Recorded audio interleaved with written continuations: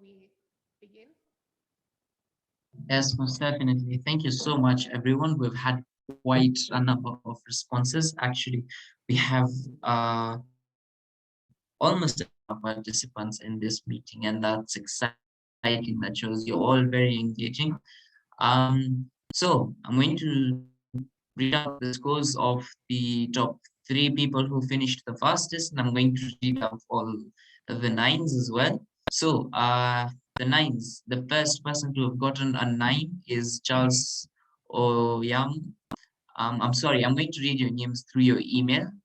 The second person to get all nine is Aliapur 123. We also have Amos Zadok 99 2, Nicole Akini 17, Shelton Otieno 99, P Nyandat 2. Yeah, and the first person to have submitted their result with a reasonably good score, that is 8 out of 9, was Ride. Yeah, in terms of question, let's see what you guys have said. Just give me a minute. Want to show the results? Sorry? Would you want to show the results? Because I can see some people. I think I'll just share the results on the group. Okay, great. I can see our facilitator is about to join. Let me see if he's in. But as we begin, I'd just like to reintroduce myself. My name is Grace Kamau, and I am the campus director for University of Nairobi. This is the Hult Prize program, for those of you who aren't aware of what we're doing. The Hult Prize hopes to inspire students to start businesses from just ideas to fully fledged startups. And in the spirit of innovation, I too have been involved in a number of innovation competitions, and it's something that I'm really passionate about. And so has my team. My audio is low. Mitesh, can you hear me? Yes, Grace, we can hear you. Just please try be more audible. I can hear you clearly, but the volume is a bit low. Okay. Is that better? Let me switch this around. Yeah, that's better. Thanks. Okay.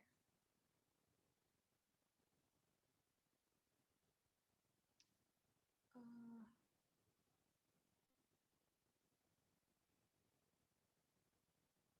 all right.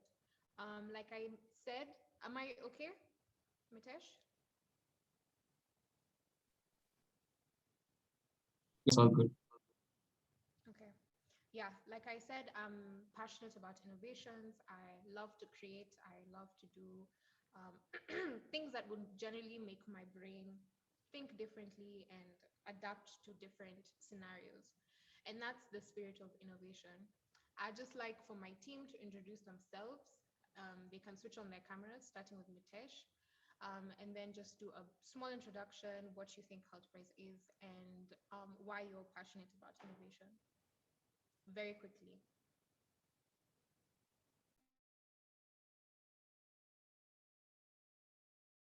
My name is Mitesh. I'm the Deputy Campus Director assisting Grace. Why am I passionate about Hult Prize innovation and entrepreneurship?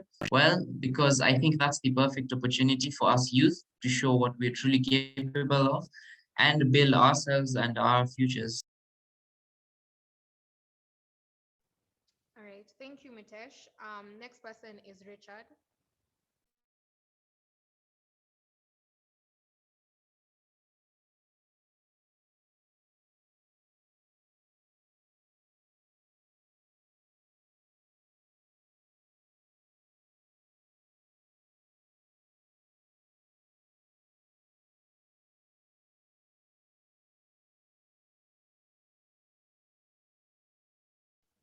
Okay, he's having a bit of a technical issue. Then lastly, Lisa. Lisa, please say hi to us. And yeah, of course, say your name and why you're passionate about innovation and perhaps what Health Prize means to you.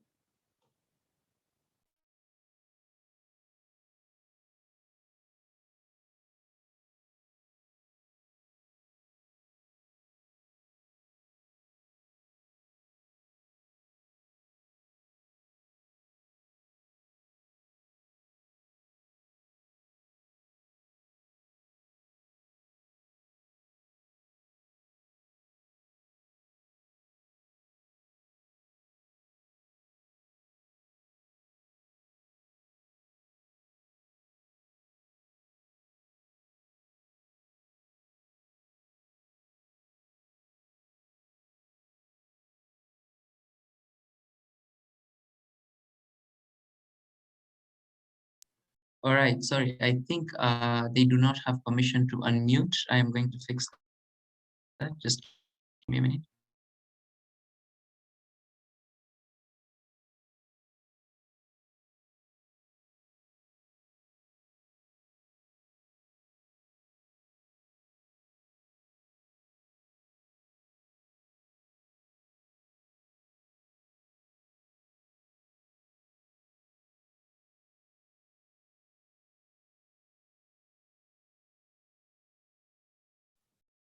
Timu mbili ka champe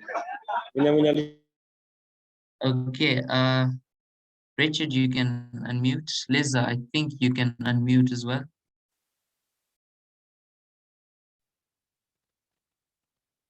Perhaps Richard, you go first, and then Lisa can speak.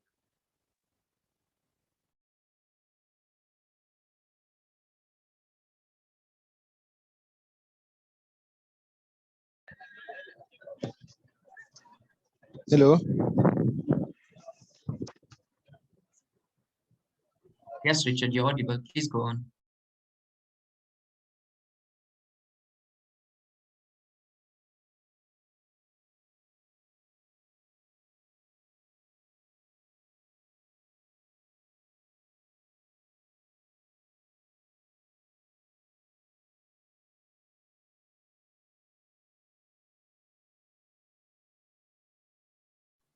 All right, Richard has a few technical issues. Grace, we can move on to Lisa.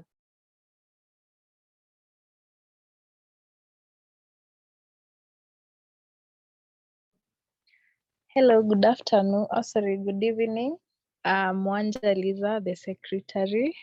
The reason why I'm passionate about Hult Prize 2022 is because it's giving the youth an opportunity to overthink and to do something better, to perfect, and they also have an opportunity to tell the world what they have as an entrepreneur or a business person.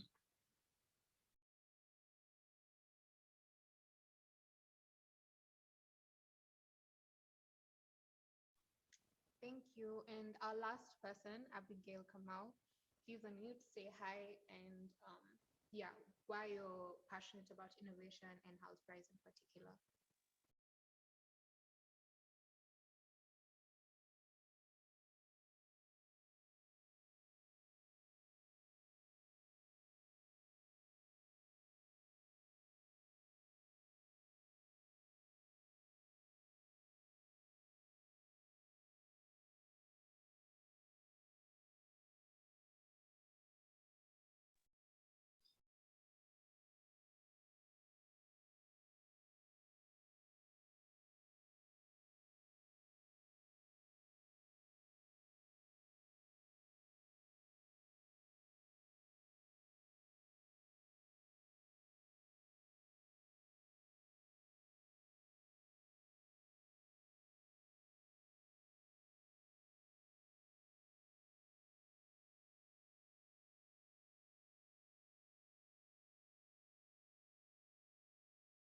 Abigail, I've allowed you to unmute yourself.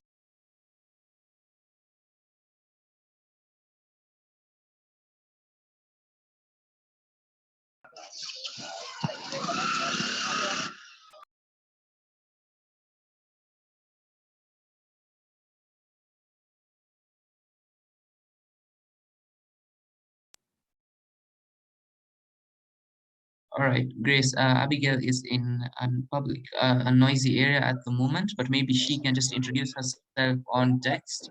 And meanwhile, Grace, you can take over.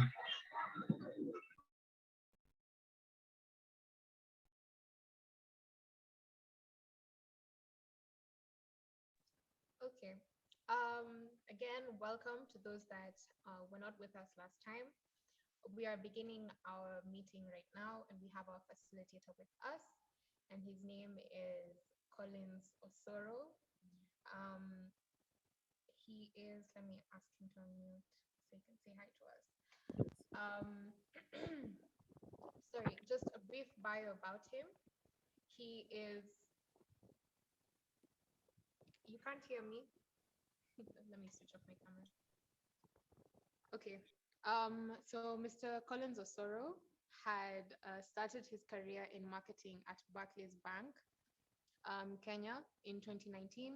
In 2020, he was employed at Prion Limited as a head of finance, procurement, and marketing.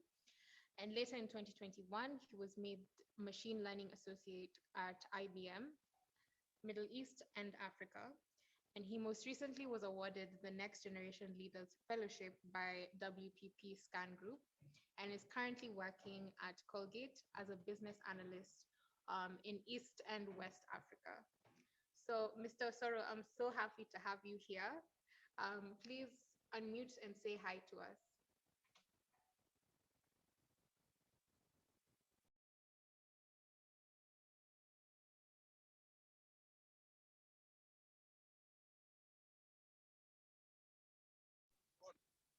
Um, Thanks so much. Sorry, I've just been settling in from the airport into the SGR, and I don't know. Can somebody hear me? Am I audible enough? Yes, Mr. Collins, you're very audible. Thank you. Absolutely. Thanks so much, Mitesh. Thanks so much, Grace, for that introduction. And to everyone, good afternoon, good evening from all corners of this republic of the world. I don't know where you're joining from. I'm joining from the coastal region of Kenya. My name is Collins Osoro, just like Grace has introduced me. I currently work at Colgate Palmolive, East West Africa. I'm based in Mauritius. That is where my office is, but I serve the entire region just in terms of aligning the goals for the business and the marketplace that is within my jurisdiction in the Southern African region, just to bring together all those factors in the rationale that the business wants to progress.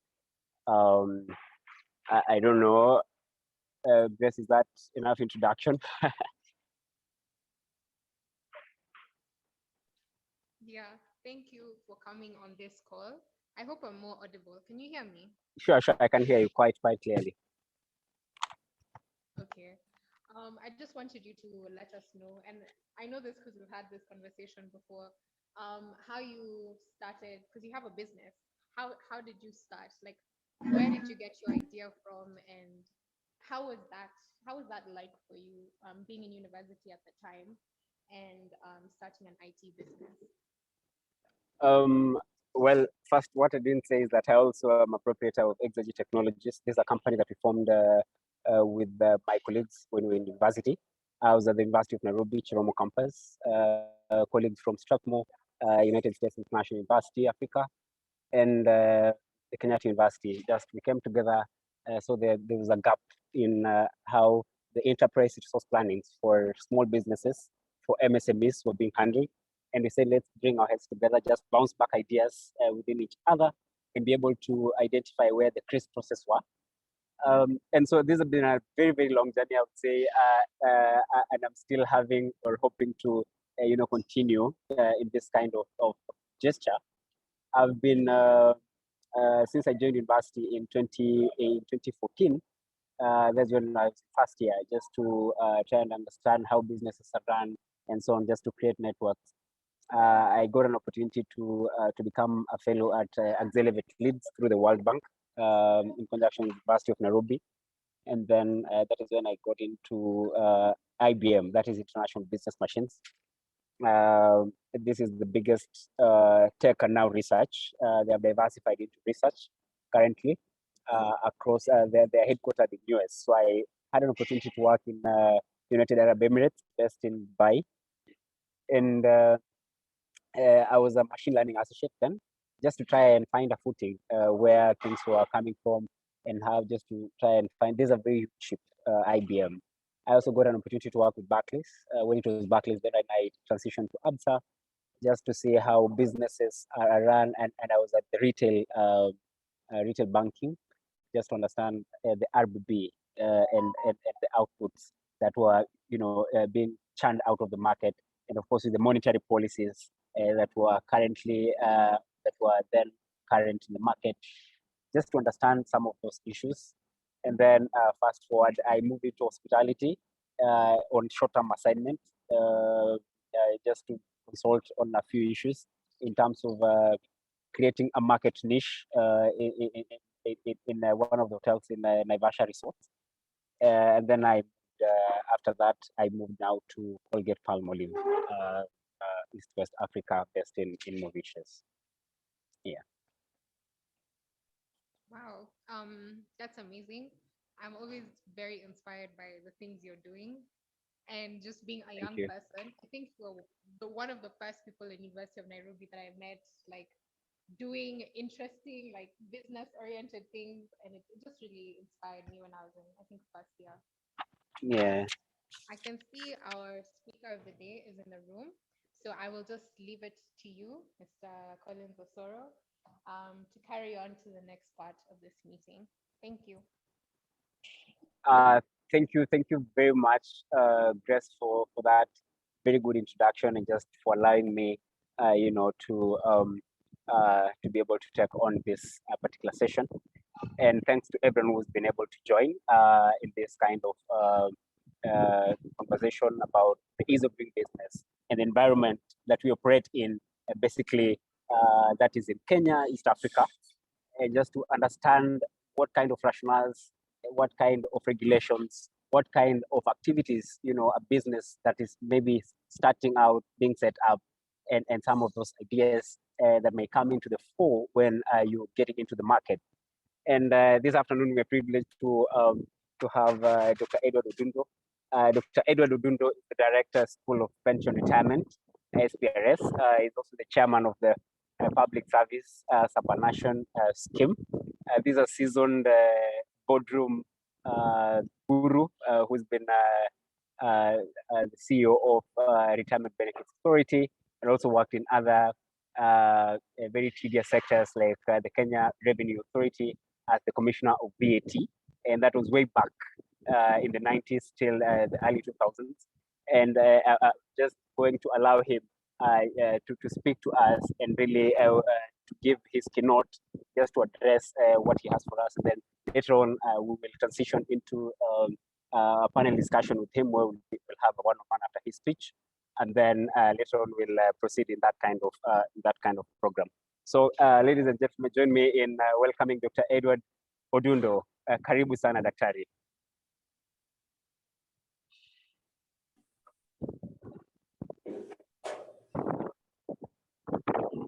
Just trying to set up. You can see me now? Yeah, we can see you, daktari. Karibu sana. Thank you very much. Yeah, my name is Dr. Odundo. I think he has given you my CV. Currently, I've been lecturing at the University of Nairobi since 2013 as a lecturer in School of Business, Entrepreneurship and Innovation Management. That's a course I've been doing for many years. And I've also published a book, The Doctrine of Entrepreneurship. There are basically 3 books. The first book is New Venture Creation. The second book is Technology Driven by Great Leadership. And the third book is basically How Do You Exit a Business? Because that's very important to plan yourself how you're going to exit a business. I want to share my screen, and then we can discuss after. Let me share my screen. Can you see the screen? It's coming up, daktari, not yet up. Maybe we just give it a few moments.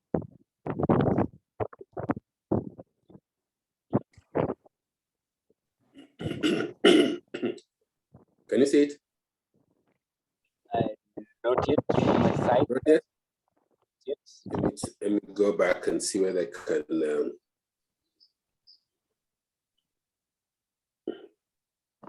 share screen. Because it's only the host can share. Is that okay? Is that true? I think that the host can.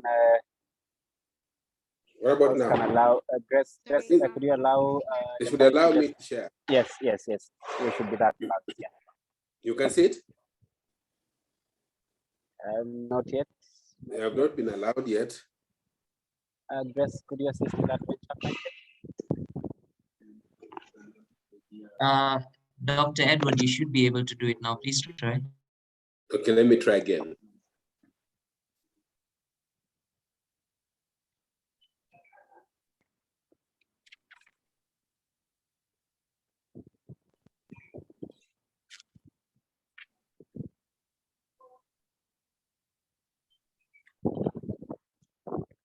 trying. I think it should come soon.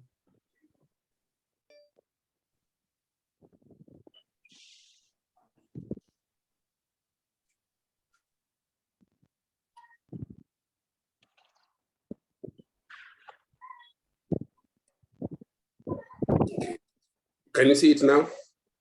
Yes, we can see it. There's a screen on. Yes, where I can see the Doctrine of Entrepreneurship. Good. Yeah, sure. Yeah. This is the introduction. This is a Doctrine of Entrepreneurship, Volume 1, and the topic is basically new venture creation. This is basically what I'm going to talk about. And I told you there are 3 volumes. The second one is technology driven by great leadership. And the third one is how do you exit a business? Basically legacy and how do you exit a business? And then these books are available for students at 1,000 shillings. That's when I organize with Grace can arrange for that. But others in the bookshop, you buy it for more. So the best thing, if you want, Grace can arrange and get in touch with me. Okay.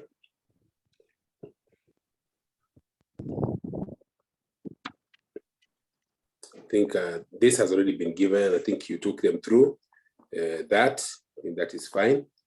Maybe just to mention a few, I'm also a director at the Equity Group Holdings, and at basically the group itself. And entrepreneurship is really one of the things that we are very fond of.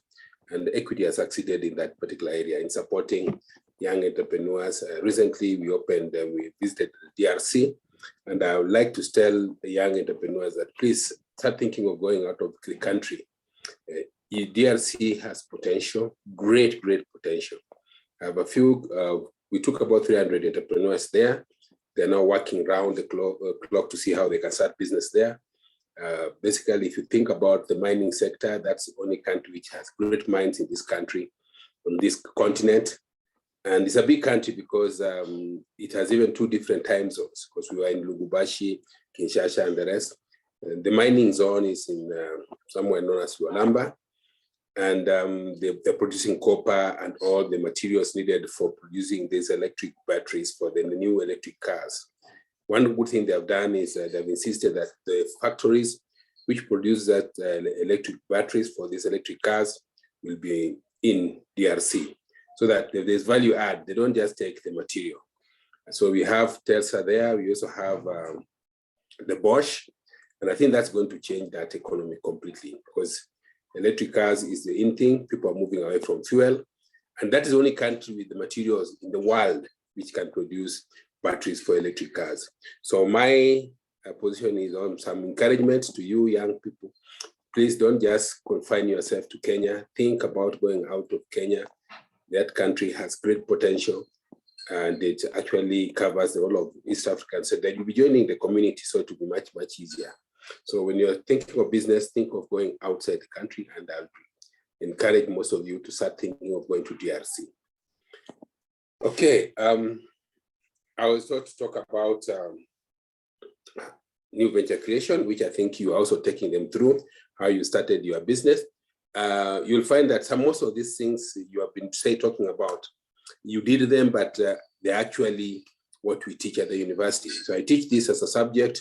Normally we call it 502 at the University of Nairobi, where we talk about venture creation. And we tend to look at real case studies in Kenya, especially when it comes to exit, how do people, we look at institutions, how people exited. But now today I'll just focus on this one. Maybe next time I'll talk about how you exit a business. So when talk about idea generation and evaluation of a new venture, we're going to look at about 5 areas. How do you identify, evaluating a new idea, then avoiding the wrong ideas, some interesting trends which are there currently, and how you can also use brainstorming to generate ideas. By the way, in my class at the University of Nairobi, one of the individual assignments that I give all my students for the last, since 2013, is you must register a company of your own. And so you go to eCitizen, you register a company, and that one I'll give you marks straight away 5%. Because what I've realized is every time I do that, people think it's just for marks. Most of my students who have left have actually set up companies. They set up companies as group, because normally I give them group assignments. And then I also set up companies as individuals. So anytime I meet them, somebody tells me, oh, I've started my company consultancy, I'm doing this and this. That company you told us to register is what I'm using. Or this one, we came together.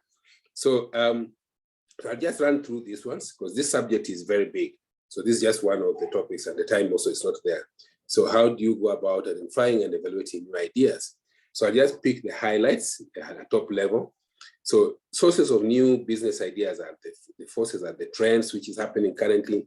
You look at things around the mega trends, the macro, social, political issues, changing market structures and needs, market inefficiencies. When you go to a shop and you start complaining, oh, this thing is not there, that's an opportunity. Grab it, run with it. So anytime you see those gaps, you jump on it and run with it, because the market is basically a blue ocean, that's how to call it. It's so big. Like I say, if you go to DRC and Kenya, it's so big and you cannot even finish what is there.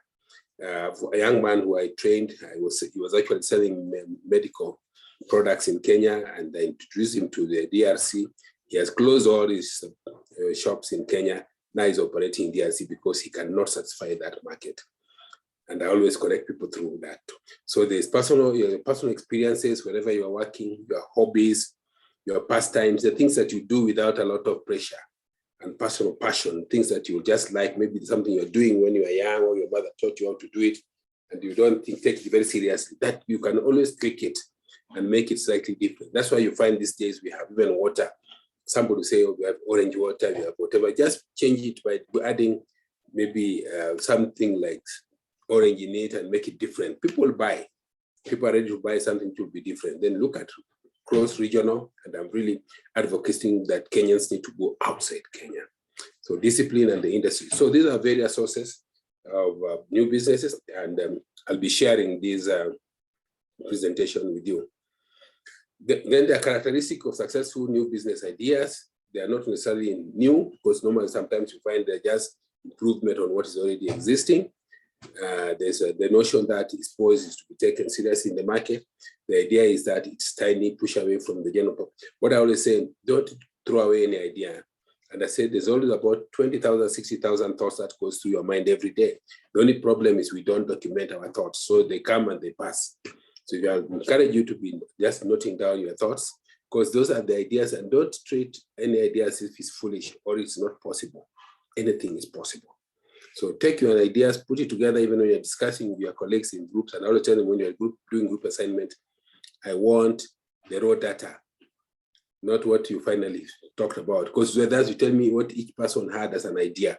And we realize that we'll take one for the group discussion, but then the other ideas, people have been actually picking them and using them to start business. Now, how do you evaluate new ideas? Try and think about it being very original. So you look around and say, what is it? Think about somebody, what we were reading the other day about the WhatsApp, please call me. Just something simple like that, and see what it has done to this young man. Just a simple idea, please call me. And somebody might think, that's not a very important thing. That is, take it very easy. Don't even go for very tech things. Just simple things can really make a difference. Is it feasible? Yes. Is it marketable? Yes. Is it profitable? Chances are very high it can be profitable. One of the business models that we use at Equity Bank, we look at volumes. Not margins can be very low, but we have about 14 million members or customers.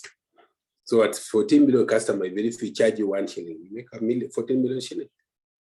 And it becomes something very, very easy. So you don't really have to market yourself at a very high level. Another example is that I've done actually 5 books. The first book I did was the Doctrine of Strategic Planning. And I was telling the people, I was just selling it at 1,000. Over 6,000 copies gone. That is 6 million. So see how it is easy. And I encourage all of you to write, because most of you have ideas, but you don't want to put it in a book. Put it in a book, people will buy. So evaluating new ideas, try and think it must be original. Is it feasible? Is it marketable? Profitable? It's definitely something you can look at. This, where I've given you some of these charts, I think you can read at your own time. So because I want to save on time. So analyzing strengths and weaknesses of your own weaknesses. Is the venture proprietary? Are the initial production costs realistic? Are the initial marketing costs realistic? Does the product have potential for high margins? Definitely.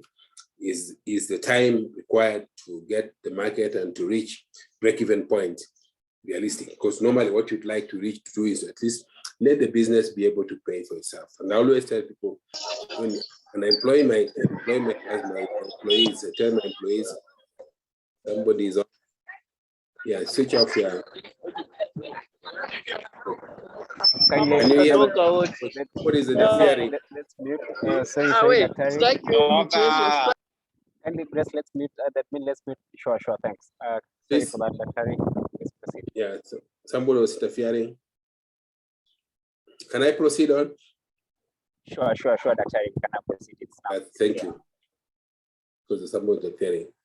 Let's look at both internal and external factors.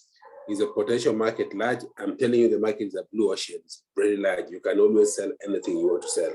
Is a product the first of the growing family? You can look at it. Does the initial customers exist?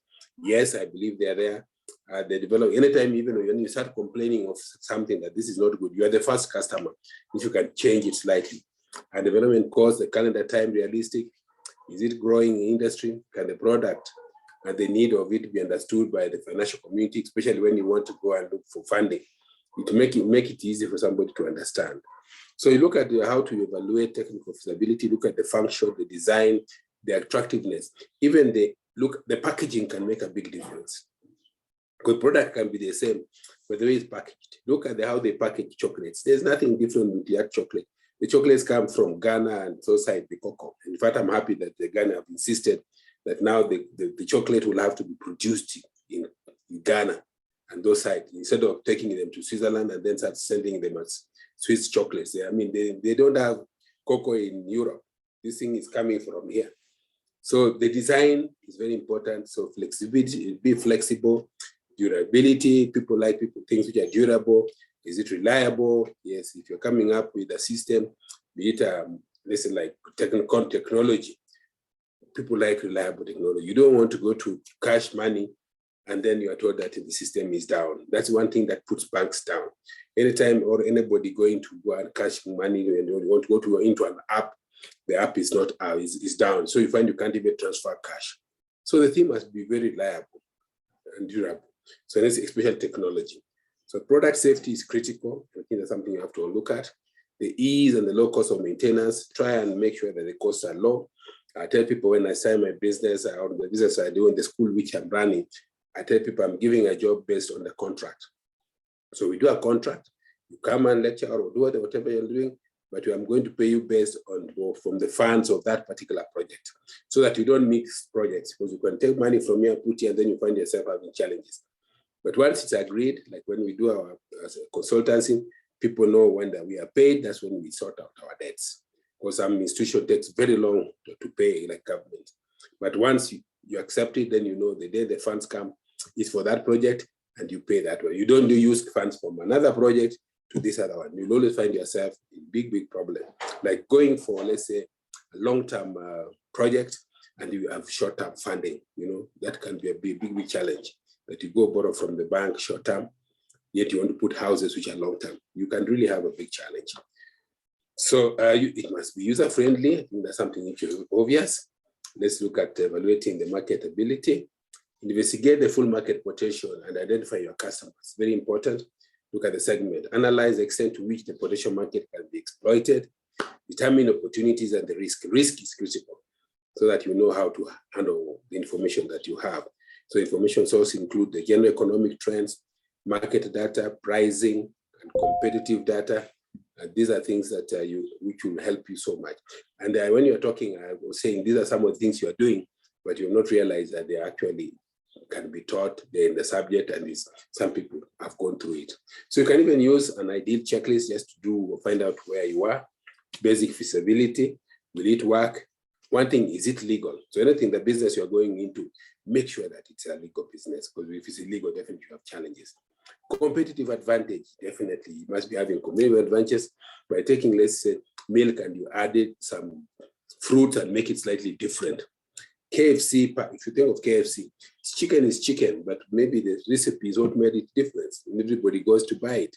So you find you can just change a product slightly and it makes a big difference. Buyer decision, who are the likely customer? Identify your likely customer. Maybe the product you're selling, and that's why you find you have to look at the social aspects. If you're a religious area which don't want people to eat a certain kind of meat or something or products, then you know that that's not an area, it's a no-go zone, or it was as the area that you have to think twice about going there. Marketing of goods and services, how much budget for advertising if you have to, or selling. These days you can even advertise to your WhatsApp, you just send a message and the message can go viral, and people will definitely look at it.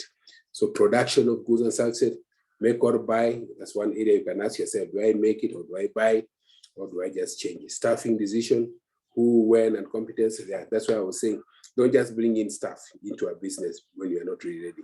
Let them come there for specific contract, because you find the staff, if they stay there a month, whether you make money or you don't, you have to pay them. So it must try and make it something contractual. And again, deliverables. That's the only way you might find things moving. Otherwise, you'll have staff there who will have to be paid whether you make money or not. So as a startup, you have to be very careful. Otherwise, you find yourself running down and stuff on your back every day. Financing, how much money do you need? Where it comes from, you can go to the banks. I'm saying I'm a director equity and the other banks are there, but we finance the SMEs, and it's much easier, very, very easy. And that's why I find in DRC, we are number 2 bank, and we actually finance very many small traders. Do you have these critical success factors? Normally, yes, I believe all of you have it. You have your uniqueness, the amount of innovation required during pre-startups, just coming up with new idea, the length of time and a routine venture remains, and a routine investment varies from industry to industry, extent of timing of funds needed. No, you must don't just go for fund when you're not ready. Otherwise, you start paying for interest on the bank loans and you're not started at all. So just look at how you're going to spread your funds. Sales growth, look at the growth of the patterns of your new venture, sales and the profit, make sure you are on top of everything of that institution. Look, productivity, availability. When it comes to supplies, you have to really make sure that your supplies is consistent. You don't want to sell a product today and tomorrow you don't have it because your supplier is letting you down. So you work with your suppliers most of the time to make sure that you have stock at the right time and enough stock that can keep you moving for some time. Customer availability, critical consideration to determine who the customers are and what their buying habits are. Yeah, you have to work closely to them. So there are about 10 questions you can ask yourself about your idea. Is the product or service a new idea? What are its weakness points? What reaction has it received from the public? Is it understood? Can the product penetrate different market segments? Has the market research been conducted? You can always do at market research. And then how will the product be made? These are things you can look at and read at your own time. So how do you avoid the wrong ideas? Okay, I'll just try to be fast because it was 15 minutes and summarize it. The pitfalls in selecting new ventures: lack of objective evaluation, no real insight into the market, inadequate understanding of technical requirements. And ways to avoid this is subject the ideas to rigorous studies and investigation, but that's internal. Small, you don't have to really think of very big work. Project life cycle is very important. Is it going to be there for long? Study the project thoroughly before initiating it. Other pitfalls include poor financial understanding, and then you also have lack of venture uniqueness, ignorance of legal issues. You can start a business, then you are told, oh, you know, the regulation is like this and that. So you need to know the law governing that particular product. So do not understand the development, because ways to avoid this: ensure customer awareness and patents, trademarks, copyrights, and protect inventions. Why do new ventures fail? Yeah, they're there. Timing, product design, inappropriate distribution, and clear business definition. Over reliance on one customer. When you have one customer and he pulls out. One time we started a company with my friend and we had Safaricom as one of our customers, and they were a major one. Then they changed. We lost so much. So don't rely on one customer. Financial difficulties is also something that cause ventures to fail. Then managerial problem is very much, HR is a big problem to most people managing staff. These charts you can look at your own time. Okay, that one you can look at. So some of the interesting trends that we have currently, I've just put them in a table, giving you pre-industrial, industrial, and new economy. So for example, you look at the labor, previously we were talking about primary products, then during the industrial revolution, that time a lot of manufacturing was happening. But now what's happening? Production of information technology is coming in. So you find that if you come to technical efficiency, you find now we are much more higher efficient. So you can look at that and see how this fits in your own case. Post and present trends, these are also the same thing we're looking at. People these days live longer, life expectancy is very high. Going beyond 70 is like normal. But then you have to make sure that because the medical field has improved, so a few things has changed. So you can look at the the industrial, and the new economy. So when this table is presented to you, just see how it goes with what you currently have. So what are the example of tech trends which are already there? We have technology will become broadband, we have wireless broadbands, we have convergence worldwide. And that's what I'm saying, let's move away from just confining ourselves into the Kenya market, because you feel frustrated, yet the market is very large. You think of going outside the country.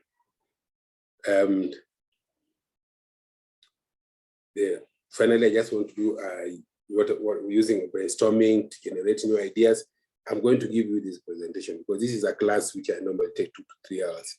So that's why I say I'm rushing.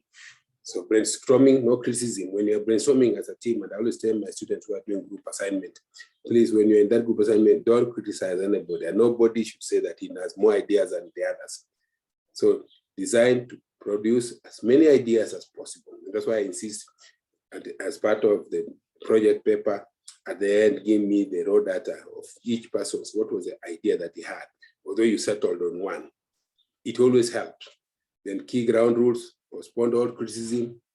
And okay, when you are doing evaluation of ideas, just postpone, no criticism, just pick all the ideas in. So invent ideas with no fear of looking foolish, because there's no foolish idea. Like I said, somebody just said, please call me. And he made all the money. Wild ideas, I'm also very encouraged. Just come up with some very wild ideas that people will say, oh, this is not possible. This cannot happen. That's not true. So many things can happen. So before brainstorming, you do some ground rules, you define your purpose, choose the right number of participants, you can change the environment so that you are operating somewhere, design an informal atmosphere, then choose the facilitator among yourself. So during the brainstorming, set participants side by side facing the problem, clarify the ground rules, as I said, especially no criticism rule you have said, then you brainstorm, record the ideas in full. Don't just throw it away, okay? So I'll just stop there. As I say, it was about 15-minute presentation. Then we can have time to just chat. And I will welcome, let me see if we can get, I'm trying to go back. Is this what? Yeah, there we are. Okay. Can you hear me? Yes, Dr. Thank you very much. That was a very apt presentation, just touching on various standpoints. And I just speak from your conversation, just for your reaction about value addition. I've just picked 2 aspects, and I think we can start from there in terms of value addition, that you have a product, or a product is either existential in the market already, or you're coming up with a new product and you want to stand out, to be unique in the market. So then that is where value addition comes in, and especially those ones who are in the agricultural sector, most of the time are the ones who are fast among equals in this. In tech right now, because we are in the 5th industrial revolution, maybe Dr. if you just touch on issues like artificial intelligence, augmented reality, machine learning. These are areas that are going to drive the 5th industrial revolution. And companies that have taken up some of these initiatives have been seen to be way ahead of others. Banks are very big in this in terms of digital transaction or digital currency. We now have the Bitcoin and so on. So Dr. if you can just weigh in on the 5th industrial revolution, ML, AI, augmented reality, and those kind of things, kindly, just briefly. I'd like to focus on AI, and a good example, if you look at the Israeli business, and there was a presentation which was done by the Prime Minister of Israel, and the focus was, apart from just simple IT, when you're going to use artificial intelligence in somewhere like in agriculture, whereby you're supplying water specifically to a particular plant, using drones, okay? So you find that it becomes very easy, then and that changed the whole thing. The one thing that again they did, instead of looking people walking for miles to go and look for water, they're able to change the air and turn it into water. So it means that artificial intelligence is the way forward. And if you look at how people are taking it now, like now, for a long time, cryptocurrency, people are saying, oh, the central bank was reluctant to go that direction.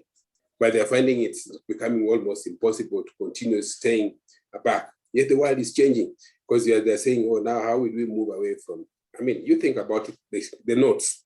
How many people these days walk around with cash? Almost everybody. Initially, it was, no, I must carry some cash. Now nobody walks around with cash. If you like, ask all this group here, somebody who has cash in his pocket, nobody. We all have our cash on the phone. So the direction of, like now, if we go to cryptocurrency, it's going to help a lot, especially if now the cost of M-Pesa is very high. And it's becoming very expensive now. When people are finding it very difficult, very expensive to use M-Pesa, sending money, you send 1,000 bob, you charge 50 bob. It becomes very expensive. But if we go the direction we are going, you will not need that, because you'll be able to pay it directly.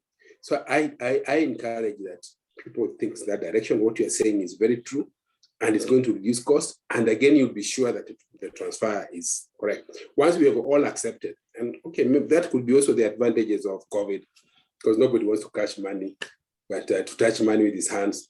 And then most of the business, like what the Equity Bank has done now, we have allowed anybody to use his phone from any other channel to pay for goods within the bank. So you don't have to, we are trying to pull them away from M-Pesa. You have money in your bank, send it straight to our account. So businessmen are able to just use the account at zero cost. So see, at zero cost, but the fact that there's a lot of transaction within the bank account, it gives it a plus. And that's a direction that I think is going to help a lot. Next question. Thank you.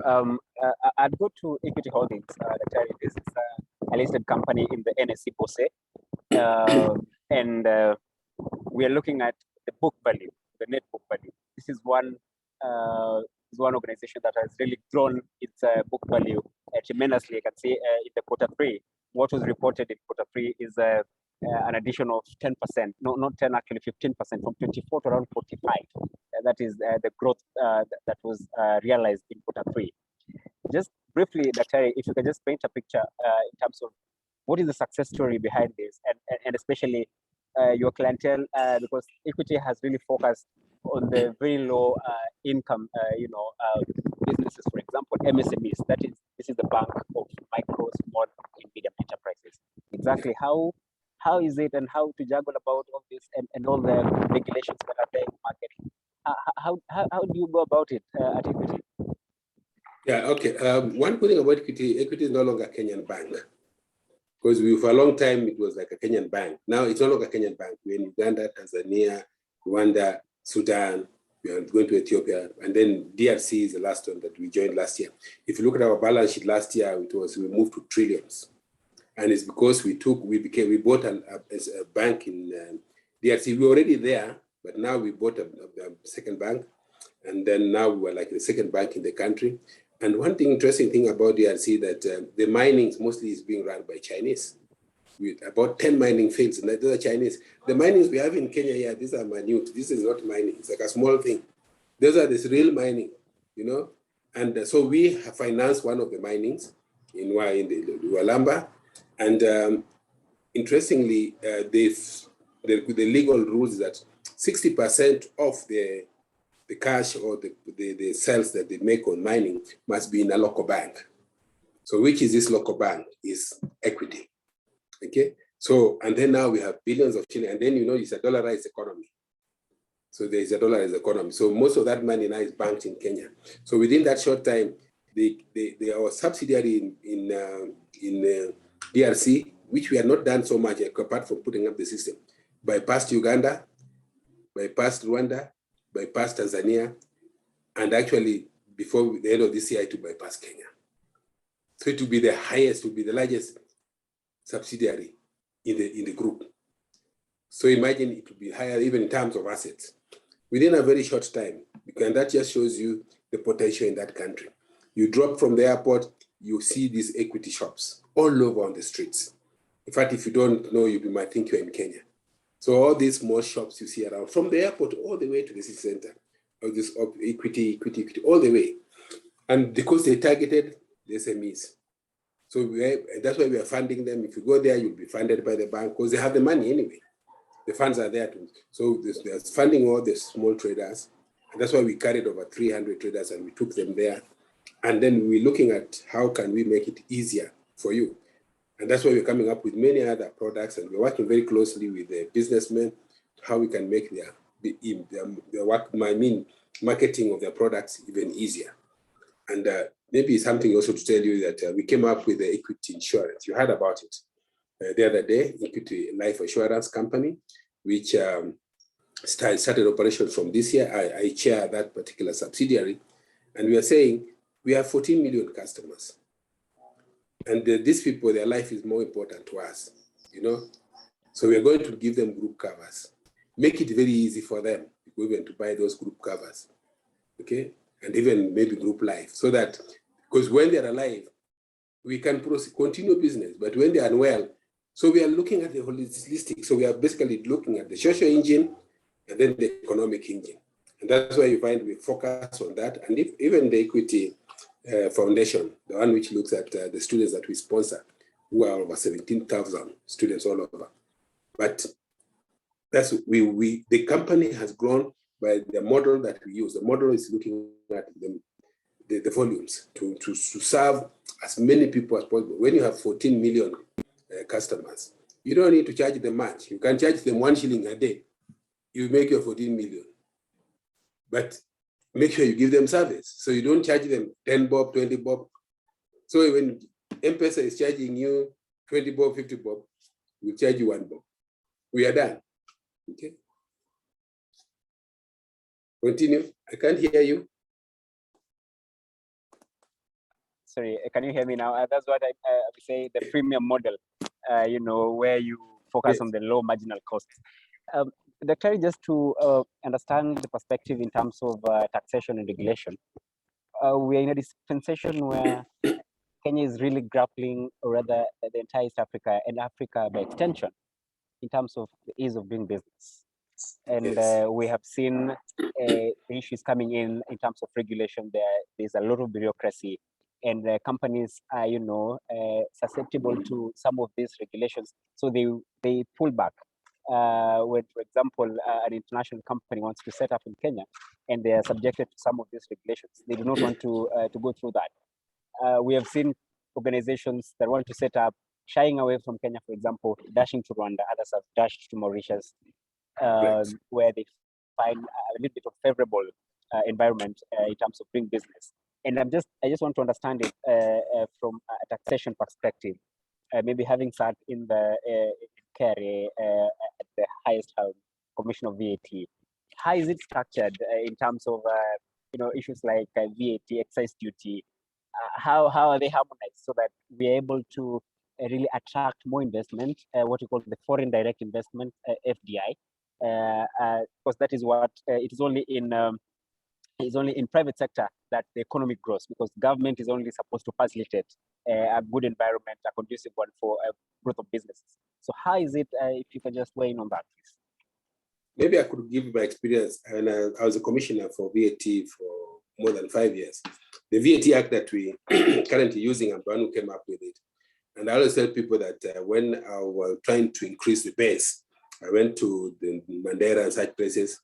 And the day we went, all the shops were closed because they knew we were coming, and it was like, oh, these guys have come here.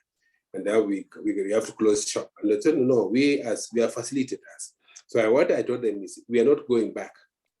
Yeah, because you know, when you start building arrears on them, definitely you are wasting your time because they'll not be able to pay you. So he said, let's go forward, but have some reasonable, we'll start paying from now. Having been a VAT commissioner, if you ask me what I think about VAT, I think it should be abolished. And we just go with the turnover tax. Although I'm the one who came up with those ideas, because we were not making money out of it, and again, it's denying people money. This morning, I was listening to a session by CMA this morning, and they were talking to basically issuers who are registered at the stock market. And the one thing that concerns me is this overregulation in the capital market. They have too much rules. And that is why you find the last issue which came up was Safaricom. And people have not made money, Kenya Ways and the rest. So you find that no new companies are coming into the market. The ones which are there was to come out because of too much of regulation. I always believe even if we were able, if the regulations were easy, we would have saved most of these supermarkets which are collapsing. But because they fear to go into regulation, they don't go that direction. Yet the farmers matured to move into that direction. And that's why I teach about exit and family business. How do you move out from family business to a professional business? But you're not going to move into a professional business when you have 1,001 regulations. So those regulations that, and I told them that those regulations will not help. There are too many. Make it easy. You think about somebody starting a shop and they have about 10 licenses. All of a sudden you start a shop, a guy from City Council is there, a guy from KRA is there, a guy from, what do you call this other body? KEBS is there. Everybody's around you. So what business are you doing? It doesn't make a lot of sense. So it's a time that we really ask government. Government doesn't have to do any business. They're just supposed to facilitate you, make it easy for you to do business. Okay, and I agree with you. Thanks, Lecter. I just want to understand also from, and this is an extension of that question, in terms of how a successful business looks like in the very simplest terms. Is it turnover? Is it leadership? What does a successful business look like when it is being set up? For example, we are talking of startups. And actually, I just want to also add in terms of statistics. Recently, startups have been, we've seen a surge in terms of funding.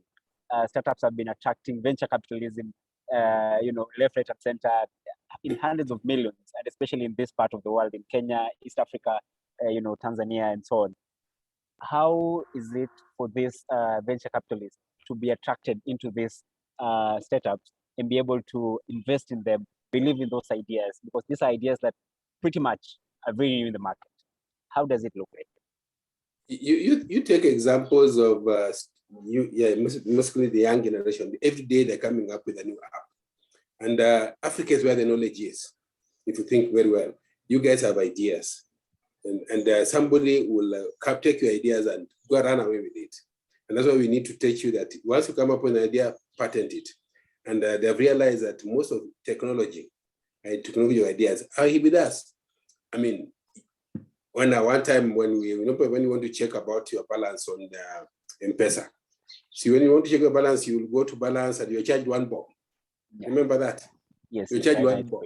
Yes. Yes. So one time I asked my daughter, who is a student at the distance, I was trying to check her. So what are you doing? I want to check my balance. I said, why are you wasting money? Me, I don't have money. If you want to check your balance, send to me more than what you have in your phone. Send me 10,000. A message will come, no sufficient fund. The balance is this. Now, can you see the kind of, these are young people who can just say, why do they have to waste money? So the ideas they have, but this guy, the venture basically, they have realized that the ideas here, and they can buy our ideas cheaply. And that's why they're here. You see? But that's why we think, and I was very happy with what we were starting, when the president came up with, of that technology center. People, we should now be able to also operate secretly. We come up with our ideas, take it to these technology units that we have, develop them. By the time we release them, they have gone through the process and they're marketable. And we can sell them. I mean, I get concerned that they can come and do COVID tests in Kenya, then the medicine is sent to whatever test goes to UK, then we start buying them back. You see, I talked about cocoa. Cocoa, they don't have cocoa in Switzerland. And the way everybody buying chocolate believes that they come from abroad, they don't. They come from Ghana. The cocoa is the only place you will find cocoa is here. But even you go to Ghana itself, they don't have factories there. So, but now I think we are getting a bit wiser. And I want all of you people to be wise. Any idea you have, don't just let it go. Patent it so that whatever they do, like that, let's call me, help that young man. It's small things, but now they have to pay for our ideas.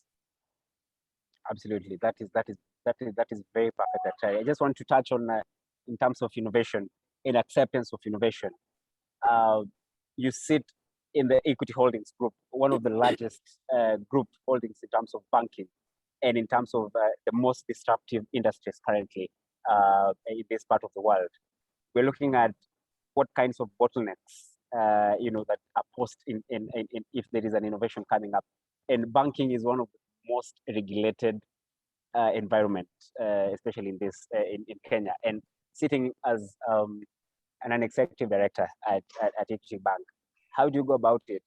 Maybe there's a bottleneck that has been hit in terms of maybe seed funding or something. How does the organization respond to some of these bottlenecks? I'm seeing banking going forward, I think banks will no longer be there because we're going to have fintechs, because if you think who goes to the bank these days, those regulations of the bank, things are changing. So, and if they don't change, they'll find themselves, the disruption is very heavy. So that now we shall be having fintech companies because that's what's going to happen. Because if you think about almost every Kenyan has a Fuliza, because they're just going there and everybody's borrowing and whatever. So, but this is one area that we have to be very careful how we go about it, because the future is fintech, and there'll be no banking per se. So we are like at the bank, our equity bank, we are spending a lot of money on technology. Is one company which has almost more than 30 CEOs, CEO is the chief information officers at that level. And you find we have people who are CEOs of various subunits, but technology. And we've employed so many people who have technology background because we realize going forward, it's nothing other than technology. These other areas are there. So people have to focus that area. The banks have no option because the banks have a lot of hits. They're normally being hit every day, and the losses are very high. Forget about what people steal by the books, checks, what, that is nothing. Because one hit can reduce everything in your bank. Exactly. And it can be internal, it can be external, but the hits are there every day. You see? So it's very important that you have people really monitoring those hits. Yet you cannot say that you're not going to go that direction because that's where everybody's going. And nobody wants to go to the banks anymore. And now we have fewer branches anyway. So the future of banks will be fintechs. Fintech. And that's where you find they're creating subsidiaries, which are about fintech. So that if you start a company which is fintech, that's not a bank. I mean, you're not subjected to the banking rules, because those rules are the usual banking rules. Because you are technology. It has nothing to do with the banking rules. Absolutely. Because customers need to be served well. And you don't want to be moving around. You should be able to do everything, wherever you are. And that is the bottom line, Dr. Customers need to be, customer service is so heavy in this era. It's everything. If you don't get it right, then that is the number one fallback. Correct. Because you're very right. Yeah. Just my very last question, Dr. Has it been for you in terms of personal life? Has it been for you to climb through the ladder, being able to achieve all these milestones? And what is your hobby? What do you do when you're out of the body? I'm retired, by the way. I'm 64, so I'm a retiree. I was with the RBA for 16 years, where I came up with the current pension schemes. And I always tell people as a pension, like now, you have the advantage of having me on the screen. I'll just give you guys 5 points to ponder about, before retirement. When you go to retire, number one is medical cover. Forget about pension. Medical cover is number one. And there are about 4 or 5 firms who are currently offering a post-retirement medical cover. And I always say people should take it when they're young, because you'll be paying something like 2,000 shilling or less. For the next 40 years, then you stop paying. By me, when I took it, I had to pay a lump sum of about 2 million but it's for life. Me and my wife, which are covered for life. So when you get sick, by the way, when you have a cover, you don't get sick. You only get sick when you don't have one. Number two is liquidity, not buildings. Buildings are no longer assets. That you need cash. You go to the ATM, you can go to M-Pesa. Then that's how time you find that you need to have a pension scheme, something that comes every month. Because business is quite hard. Sometimes when things happen, everything goes. So you need that monthly income, however small it is. So liquidity is everything. In banking, we always say the biggest risk is not having liquid. A bank which has buildings and whatever is useless. It's liquid. So at a personal level, you also need liquidity at the smallest level. Third thing, don't go into retirement with a loan because you will not pay. Chances are very high, even if you have business, because your business today, tomorrow it goes down, those loans you are unable to pay. Please don't do that. Number four, please start a business of your own. And it's good for you guys who have started your business because you have to keep yourself busy and you'll be able to do something every now and then than keeping your mind not occupied. I write books to keep myself busy, and I sit in a number of boards, actually. Today, I'm also the chair of Tangaza University Trust. University of Nairobi. I'm also with the Management University and the chair of the council. I don't look for big things, small things, and basically keep myself busy helping here and there. And the more final thing that I'll tell people, please be very close to your family, because what happens in retirement, all your children go away and you're left there, the two of you.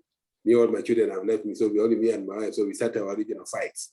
So, but if you're not close to them, then you have a big challenge. So those are some of the lessons that I've learned, and I take people through it. But let me tell you, keep yourself busy doing something. Like most of you have ideas you don't write. Write like a book.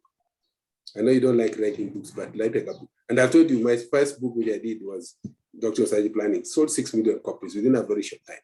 Now I've done this entrepreneurship, new venture. It's already, and it's only 1,000. I don't want to give it at a lot of money. It will pay for itself. Okay? So keep your, and then the knowledge itself is not new. It's something you build over a period of time. Like you have a lot of ideas, but you've never documented. But I encourage all of you to go out of this country. That's one thing. Our young people should think of going. Go to DRC. There's more than potential compared to Uganda, Tanzania. And this is the time because the country is opening up. So it's possible, and you don't have to be funded from here. You'll be funded from there in dollars because the cost of living is high. But Kenyans have this tendency of you hanging around. Just young people get out. There are a lot of opportunities there. Thank you very much, Dr. Thank you. That was very apt. I really appreciate your time. We just have 5 minutes with you, and I would not like even to lose a second with you. I just take one question or two from the audience. And I think the one that I'm just speaking here very quickly is, what are the various platforms of patent? And one of the members wants to understand how do you go about patenting, and maybe you can add about the KIPRAs and all those agencies that are there. The government are not known, for example, in this course. Yeah, take for instance, when you come up with when your company will come up with a logo. That logo, make sure that you patent it, because you don't just take it and see that it is yours and yours alone. Somebody will pick it and produce it. So once you get it, there's a patent, there's an authority which does a patenting. You go and register it, and you pay a very small amount, and then they look around if there is another logo which is similar to that, so that you don't have somebody who has just copied somebody else's logo. And once they do that, then they register it and then put it in the Gazette. And they put there this logo, and they put a picture, even in color, if it has colors, so that nobody else can use it. So patenting is not very expensive. It can be done, and please do it, because you just spend small money, but you can save so much. Thank you very much. The very last question now from the audience, Atari. At which point do you seek funds or grants for your business, and are grants taxed?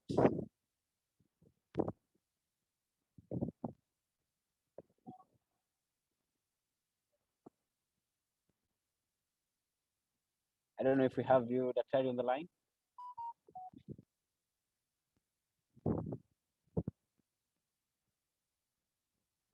Grace, can you hear me? Sorry, Doctor, I don't know if we lost you at some point. Yana can hear you. Now you can hear You lost you. Yes. Oh, sorry. Sorry. Now I just go again. At what point do you seek funds in terms of grants, and are some of these grants taxable? Okay. You know, a grant. Sometimes people think grants are just free money. These are basically loans. Okay, and when you are given a loan, you know you're going to pay. Although they can use whatever term, free. You may think it's a grant. It's not a grant. Most of them are just loans, unless somebody just give you something different. And yes, when immediately you get the funds, they'll not be taxable. But immediately you use those funds to produce a product. That product will have added value to it. And if you add value to that product, it becomes vatable. Something I always talk about, if you take milk, fresh milk in this country is not taxable. Fermented milk is taxable. What is fermented milk? Maziwa lala. What value have you added? Nothing. But it's taxable. So as one of the problems I used to have with KCC, that they have milk, they were unable to sell, but now the following day, now they sell it the maziwa lala, then they say that is taxable. There was no difference, because all they need is just put it there overnight. But then you say there was value added. So some of those things we need to look at. Because the tax elements, the tax that we charge, even 30%, 25% for companies, to me, that's on the higher side. If you want even an economy to grow, if you want people to pay taxes, make it reasonable, low, and you have more people paying. Okay? Yeah, because if tax was just less than 10%, people will pay even without thinking. And everybody will pay because you don't want to get into problems. And if everybody is paying, as I was saying, you have 14 million customers, they pay you 1 bob, 14 million straight away. And they don't even think about it. They don't even complain. Then when you charge them 10 bob, 20 bob, people are complaining about M-Pesa now. Because you said 1,000, you charge 50 bob for what? You see? So that's what it is. Thank you So very mine much. is to thank you all for giving me that opportunity. Those ones who are interested in my books, New Venture, they can liaise with you through Grace, and I'll make available the books. And we can also take next time when I want to talk about technology and leadership, and then maybe talk about how do you exit, because I teach family business. How do you live? How do you exit? Because family business is a challenge.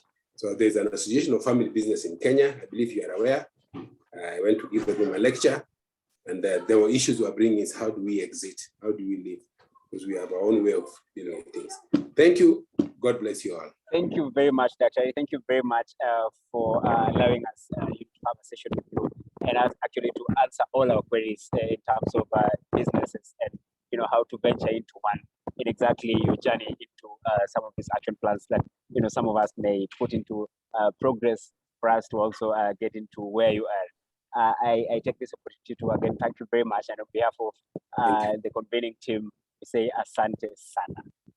Thank you. Thank you. Thank you very much, and have a good evening. Thank you.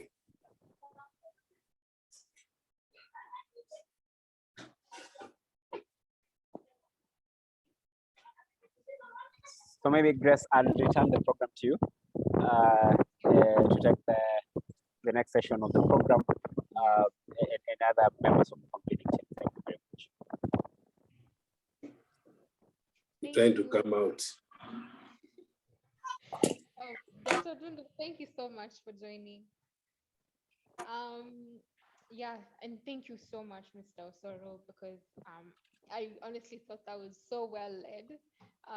Also, you just coming from that field and scratching your brain, and Dr. Odundo, Hello. really interesting hearing you. Thank you very much, Grace. I'm actually catching an SGR just in the next like half an hour, so I need to dash before I'm left here stranded. Okay. Yeah, thank you very much to everyone. Unless anyone has a understand. question, anyone has a question to me, or just before you allow me to exit the conversation, anyone has a question, a clarification, or something, you're welcome. I'm happy to respond. If anyone has any questions, you can raise your hand and then I'll give you permission to unmute before he runs off.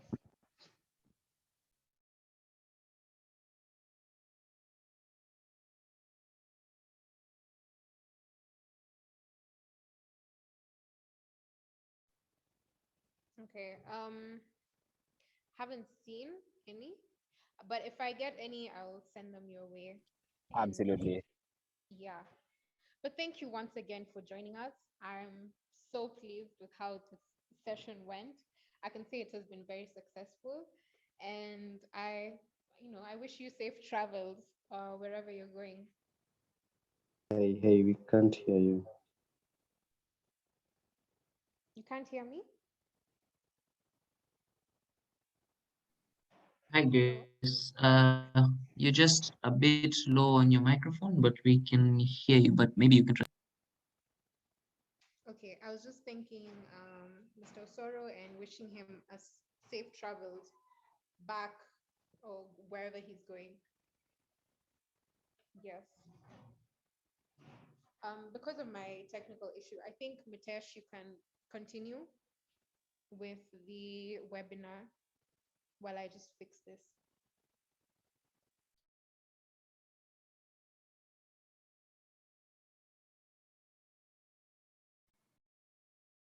All right, so I think we can call it an end of a session. That was very productive. That was very fruitful. What the contributions we got.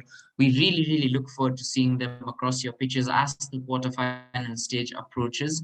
Now, just a few reminders before I allow all of you to exit.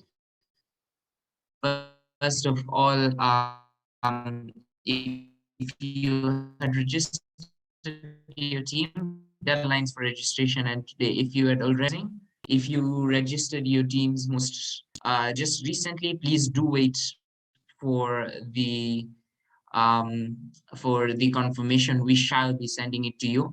Please be looking at your spam folders across the week for messages from us. Apart from that, we look forward to preparing for your quarterfinal pitches that are coming soon. Remember, next week we shall have another webinar, another insightful session. Please be reminded to attend because we really, really look for of what you learn on the webinars be put across on those pitches. So thank you very much. In case you have any questions, feel free to reach out to me, Grace, or anyone from the team, or you can text out your questions on the group, and will be more than happy to help. So thank you, and I shall leave the session. I shall allow you to leave the session if you. Mitesh, before I we just want to ask a question. Kindly. No. yes, what's your question? Sorry. What's your question? Looking at the calendar of events, we have an event on 18th, and you have not spoken about that. This week, I'm going to the primary school. Yes.